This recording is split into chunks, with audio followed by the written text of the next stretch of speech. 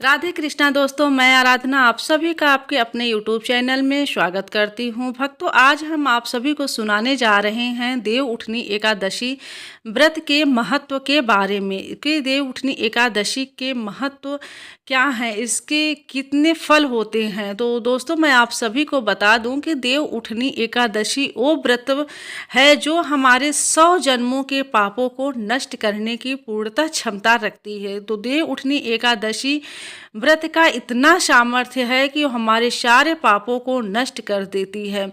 तो दोस्तों, मैं आप सभी से पिछले वीडियो में शेयर की हूँ कि देव उठनी एकादशी व्रत की मुहूर्त क्या है, किस दिन हम देव उठनी एकादशी का व्रत करेंगे और इसकी पूजा की विधि क्या है, पारण का समय क्या है। दूसरे वीडियो में हम आप सभी के साथ शेयर किए हैं देव उठनी एकादशी की व्रत कथा। तो आज हम बात करेंगे देव उठनी एकादशी व्रत के क्या महत्व है, इसके व्रत रखने से हमें क्या फल मिलेगा।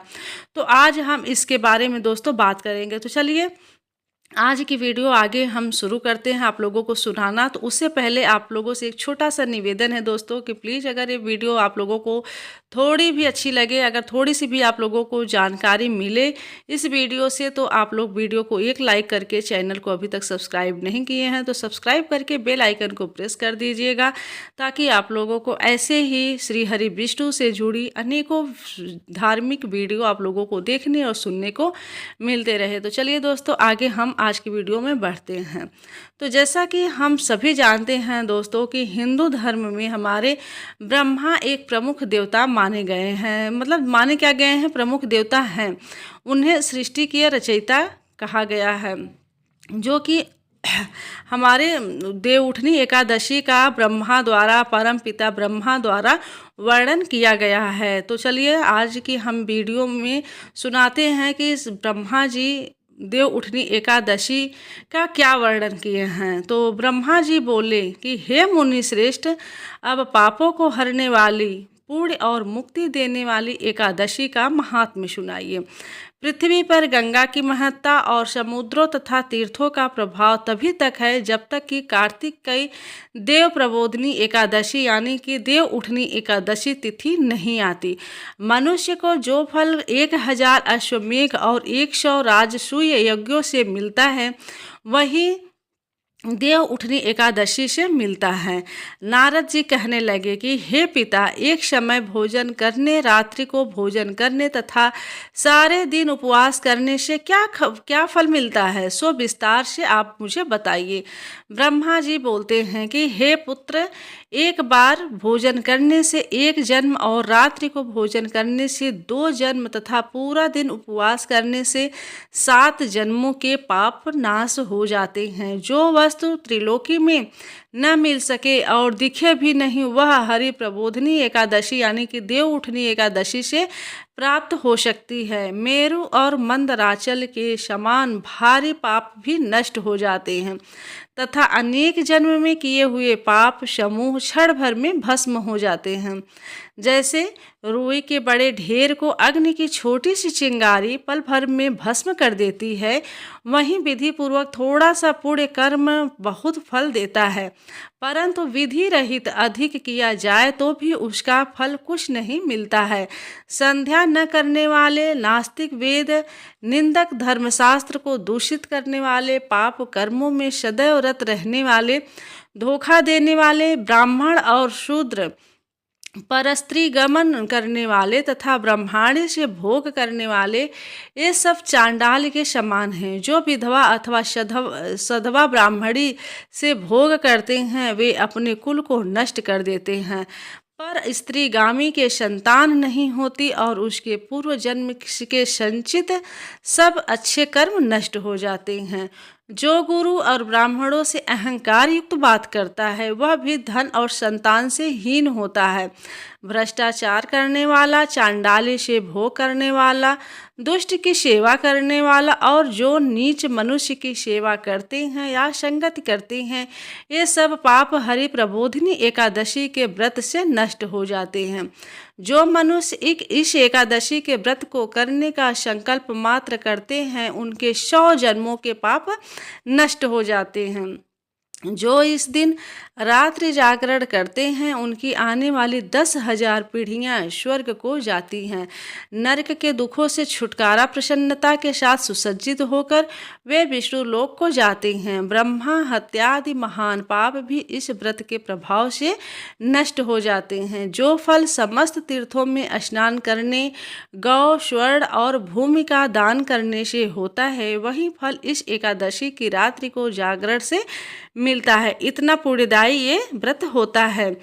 हे मुनि शार्दुल, इस संसार में उसी मनुष्य का जीवन सफल है जिसने हरि प्रबोधिनी एकादशी का व्रत किया है।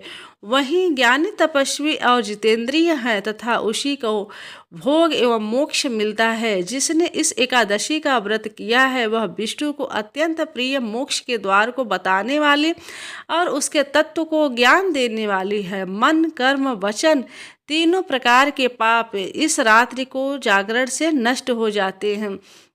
इस दिन जो मनुष्य भगवान की प्रसन्नता के लिए स्नान, दान, तप और यज्ञादि करते हैं वे अक्षय पुण्य को प्राप्त होते हैं। प्रबोधिनी एकादशी के दिन व्रत करने से मनुष्य के बाल, यौवन और वृद्धावस्था में किए समस्त पाप नष्ट हो जाते हैं। इस दिन रात्रि जागरण का फल चंद्र सूर्य ग्रहण के समय स्नान करने से 1000 गुना अधिक होता है।